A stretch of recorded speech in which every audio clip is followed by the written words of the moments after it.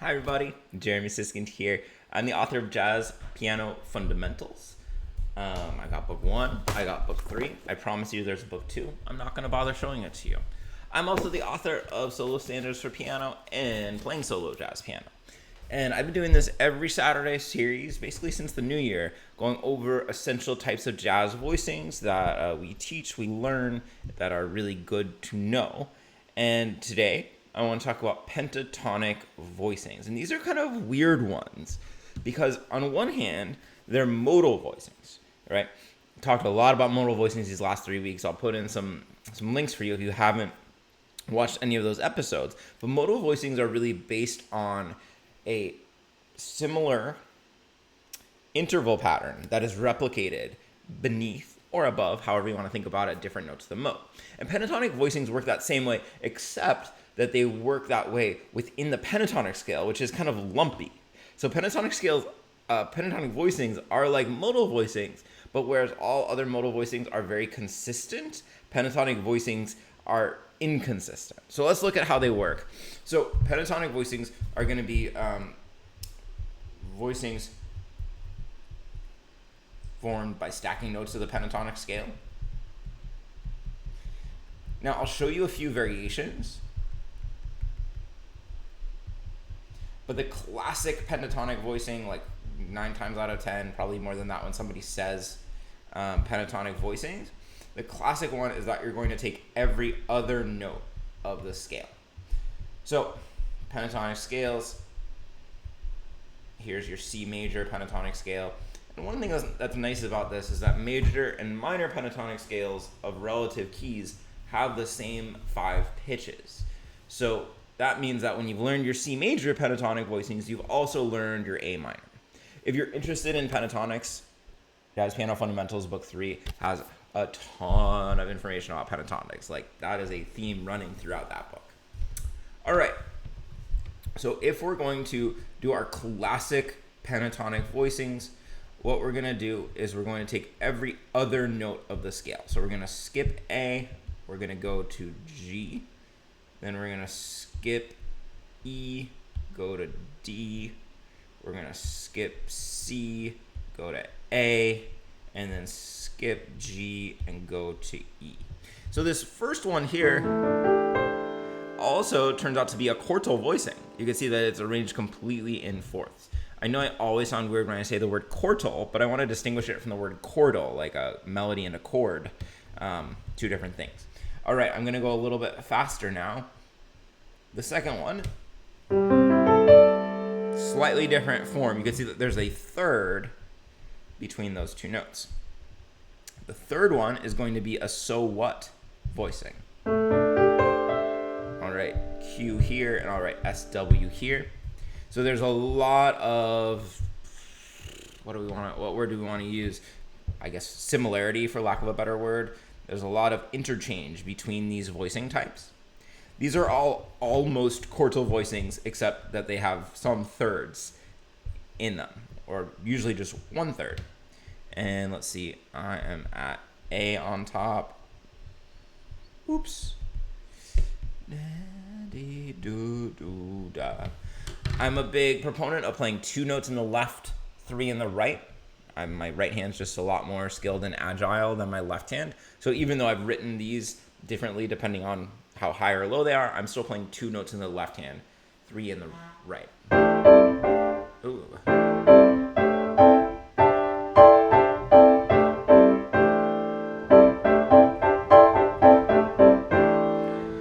These pentatonic voicings are super consonant.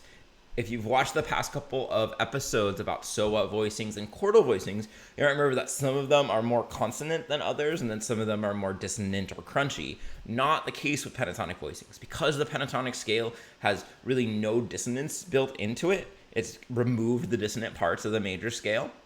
The pentatonic voicings are all going to be really lovely. So these 5-note voicings are the classic pentatonic voicings. But certainly, we could do things like remove the top note and come up with a 4-note voicing. Right? I'm thinking to myself, I'm like, I know that there's a diagram in Jazz Piano Fundamentals Book 3 that shows like exactly what I'm trying to show right now. I'm like, could I find it that fast where it would be faster for me? So, and there's one more here.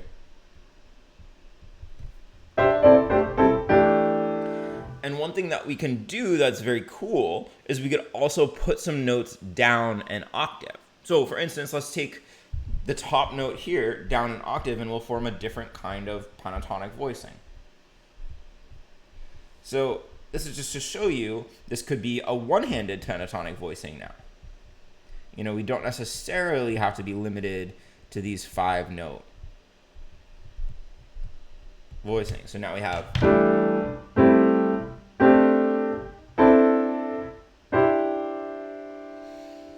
So these things are kind of cool. We can move around a little bit more. Let me make that bigger, just make sure you all can see it. All right, so that's the way that pentatonic voicings work. Let's just quickly do one more key, make sure that you understand. You might be wondering, is it always using the major and minor pentatonic scales? And the answer is no. We can get kind of creative if we want to about what kind of pentatonic scales we're using. If you get Jazz Piano Fundamentals Book 3, I talk about melodic minor pentatonic scales, flat 6 pentatonic scales. There's one more in there. Oh, a Mixolydian pentatonic scale. God, I hope I'm doing this right while I'm talking. I'm just trying to keep you somewhat entertained even while I'm blabbing. I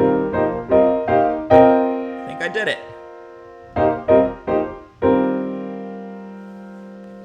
Now the big question about pentatonic voicings is how to match a pentatonic scale with the appropriate chord. And this is not a question that will be fully answered in this video. I think it was answered pretty well, again, in this book. But let's just take a few scales here and think about what's going to be the best, or let's take a few chords and investigate what's going to be the best way to use pentatonic voicings. So let's take C major 7, classic place to start. So the obvious thing we could do is use C pentatonic. But a slightly more colorful thing is to use G pentatonic. So if we use G pentatonic, this is going to have the 5th, the 5th, the 13th, the major 7th, the 9th, and the 3rd. All the notes, basically, that we want in a good voicing. So, let me show you. I didn't test this. Oh, good, it works.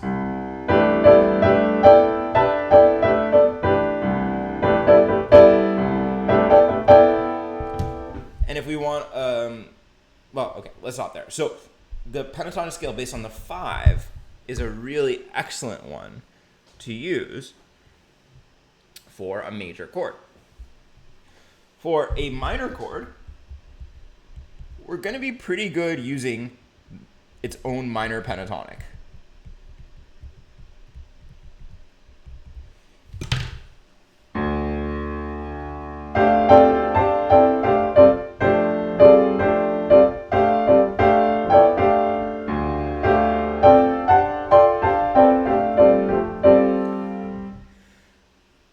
Now, what I like to do is to have a primary and a secondary pentatonic from which I'm drawing voicings. You guys are going to hate me, but especially in the case of a 2-5-1, it's, you know, if I'm, let's say I'm playing So What, and I'm playing D minor, and I just want to use the D minor pentatonic.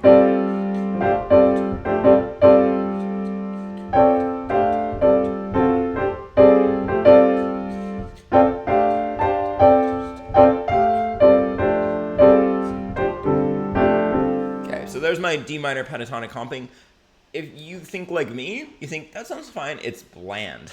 It needs a little spice. How are we going to add spice? Let's suggest 2 ways. One is a side step. So we could use E flat minor pentatonic as the side step.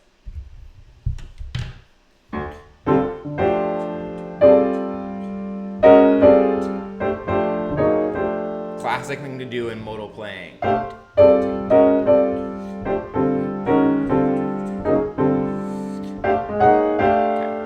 let's say we don't want to go outside of the mode. We're purists. We want to stay in that Dorian mode. We could use a secondary pentatonic. And here I'd probably suggest G pentatonic again. And so what I mean by primary and secondary is that when I'm playing a long chord, when I'm coming to a resting place, I'm going to use that primary pentatonic. When I'm maybe thinking of something as more of a neighbor tone, or I'm passing through it, I can use a secondary. So let's look at an example. Okay, so here's my D minor pentatonic, and then this is E minor or G major. All right, that was D minor, G major, or E minor.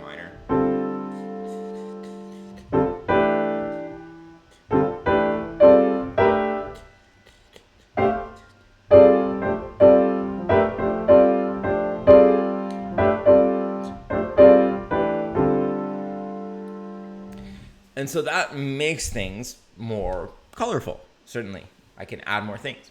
Another thing that we can do, and I think this is going to be the subject of the next video, is we can mix between pentatonics, so what, and chordal voicings. But maybe I'll hold off on that. That'll be a little teaser. So now, how are we going to apply these to what a difference a day makes? I'll give you my standard qualifier, which is that this is going to give things a more modal sound generally. For example, there's not really a pentatonic scale that fits a dominant chord really well. Now, I could use a dominant pentatonic, but I want to use minor and major pentatonic. So I'm going to treat this as more of a B flat sus. And then I'm going to get rid of these chords here, and I'll get rid of these. So I'm simplifying it a little bit to make it match this style. So like whenever I am doing modal voicings, I'm thinking of a melody first, and then I'm going to figure out how to harmonize. So for this area here, I'm going to use F minor pentatonic as my primary, and as my secondary, I'll use G minor pentatonic, or think of it as B flat major.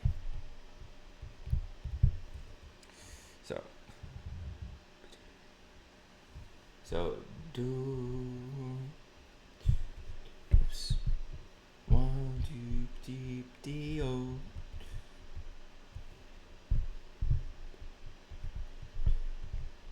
do,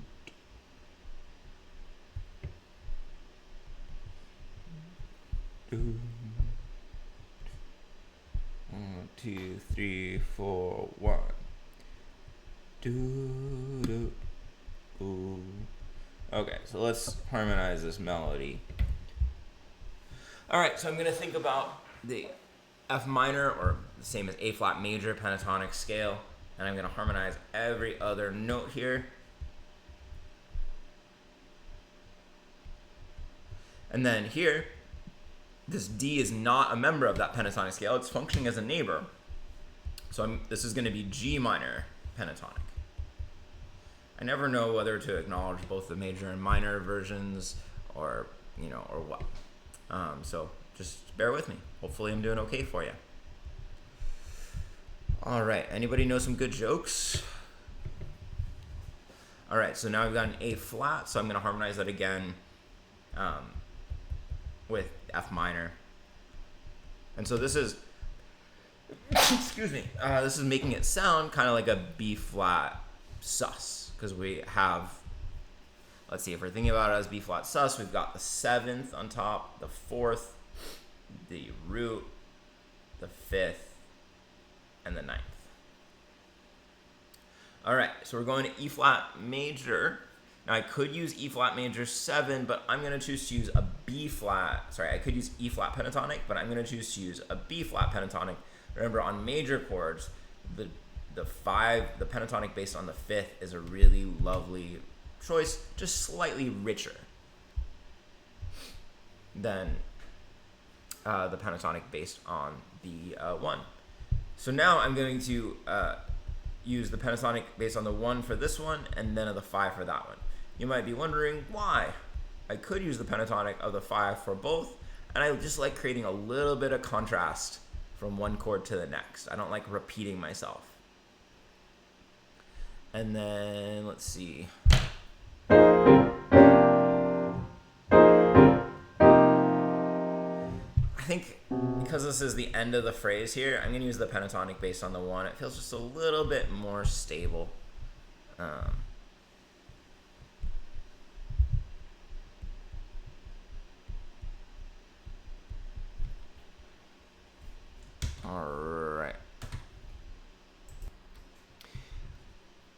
All right, so let's see how this sounds all together.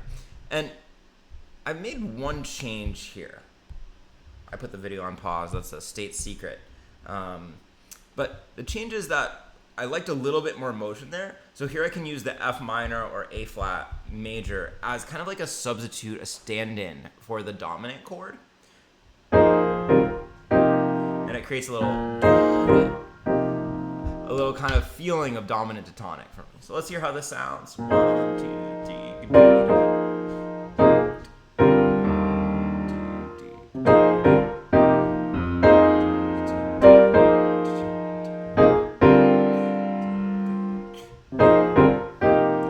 Now let me share something with you guys. It's not off topic. It's very, very relevant.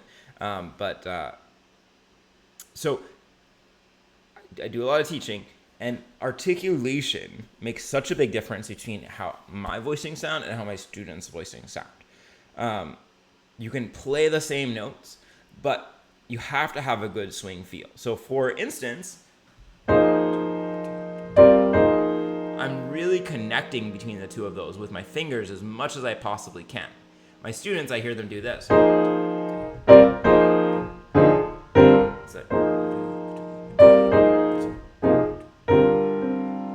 So articulation and fingering is really germane. Is that a word? Germane. Let's go with that. All right. Continuing to move. We'll go ba da da do de do. How about that?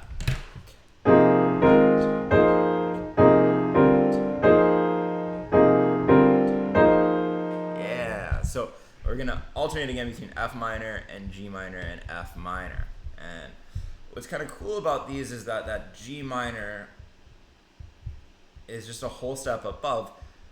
And so you can plane the voicing. It's going to be the same interval structure if the melody's going up by whole steps like it is here.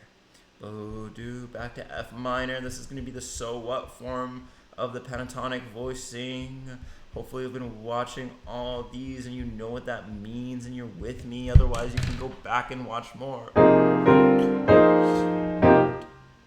Let's see. This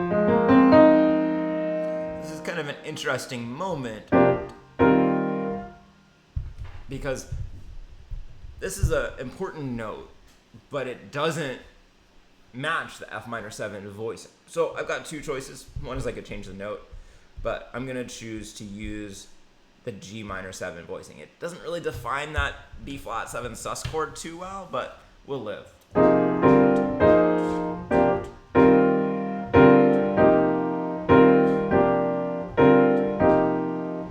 And then I'm going to do the B flat major, or it's G minor voicing. So you can see that the harmony is being a little bit flattened. And this happens with modal voicings, is that we're not like distinguishing super clearly between what's F minor 7, what's B flat 7, or B flat sus, and what's E flat major. Like it all kind of becomes somewhat the same key center. And that's just normal in modal voicing. So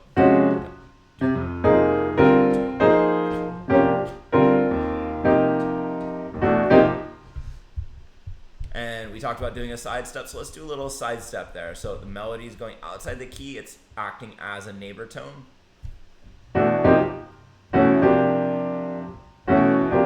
Deciding if I want to use E flat major or B flat major.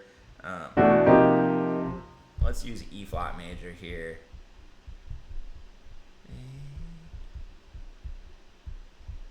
And so then I'm just going a half step below each of those notes. And so it's like I'm doing the D pentatonic to E flat pentatonic 1. All right, so here it gets a little bit complicated, but we're going to be using D Locrian and G Phrygian. We're going to be thinking like that.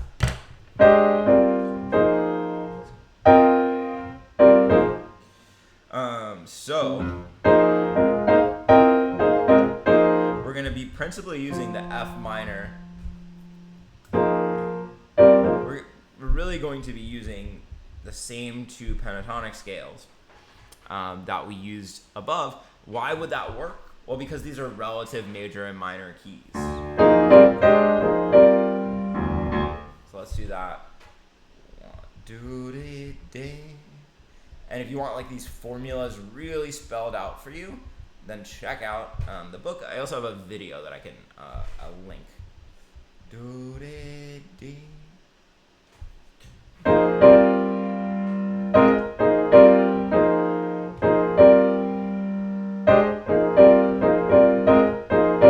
All right, let me show you what I would actually do here rather than precisely fulfilling this pentatonic assignment. And this video is going to be 1,000,000 hours long. Okay, so I could go to an F minor pentatonic voicing from here. Now, I don't like that because many of my notes are staying the same from voicing to voicing. That is voicing garbage. So what else could I do? I could actually use so what voicings. These two already happen to be so what voicings. So I could just go up one more step.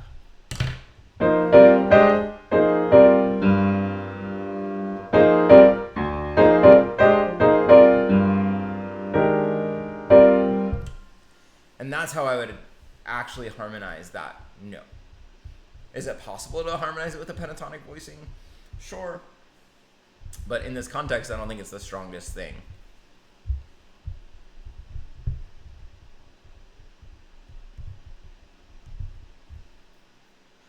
Now, we're in a dominant chord. It would be nice to do a tritone substitution, so I could do a D flat 7 and use the D flat pentatonic, the D flat major pentatonic.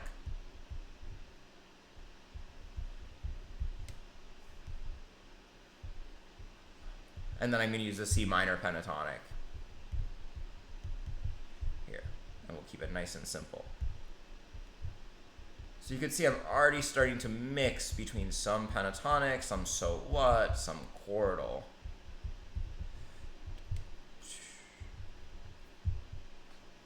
All right. I hope you're getting your money's worth watching me put in these rests. Kind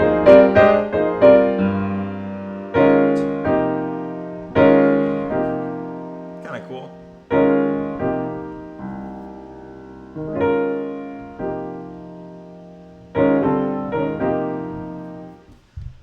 Okay, so now we're in a 2-5-1 in F, so we're going to use C minor as primary and D minor as secondary.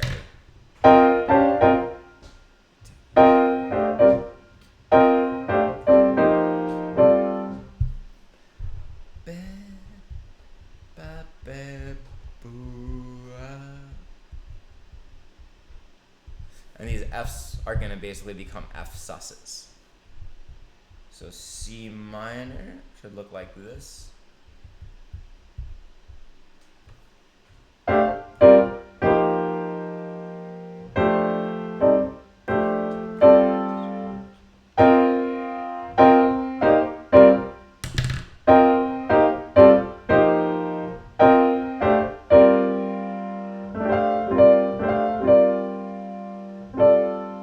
Okay, so let's use 2 D minor here. We have to use D minor for the second one because there's no D melody note, or there's no D note in the C minor.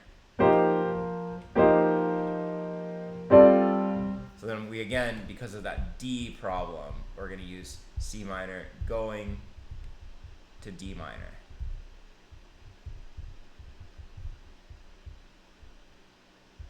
This is either the best video series I've ever done or the worst. It's one of those two.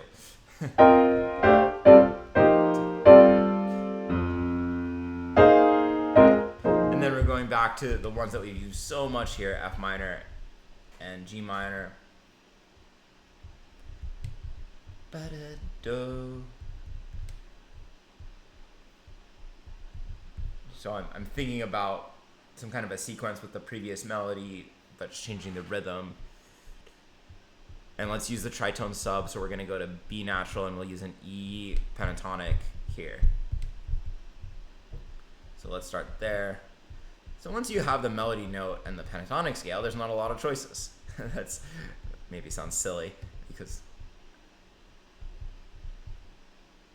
am I doing this right? Nope. Oh, that bottom note should just be an E. So I'm always filling in the every other note.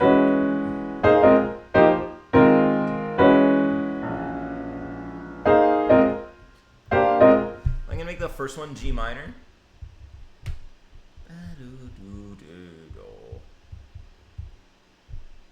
And then we'll do F minor.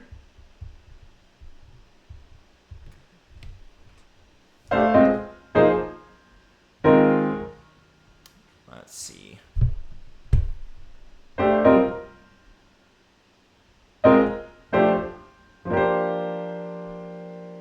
Oops, that bottom note should not be an A natural. It should be a B flat. My bad. The one person who's still watching is totally gonna call me out on that.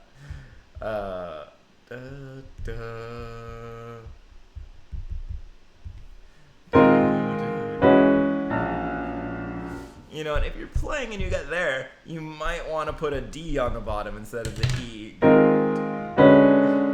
really give us that B flat sound, but that's up to you. Okay, let's hear this mess.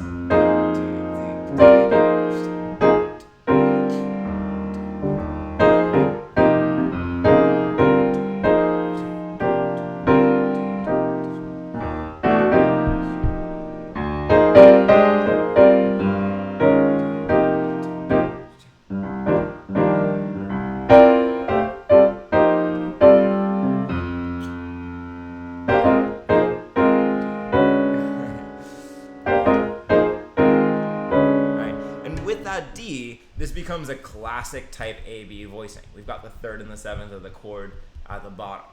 So you could see that these voicing types all throughout this series really mix quite a lot. I just got bigger. Okay, folks, if this is interesting to you, I've said it a couple times, Jazz Piano Fundamentals Book 3 is where you want to go to investigate this a little bit more. Thank you so much for watching. Since pentatonic has everything to do with the number 5, say something about the number 5, including number 5 in your comments. And I'll see you next time. Next episode, we're going to mix between some of these modal voicings. We already started doing it, but we're going to do it even more.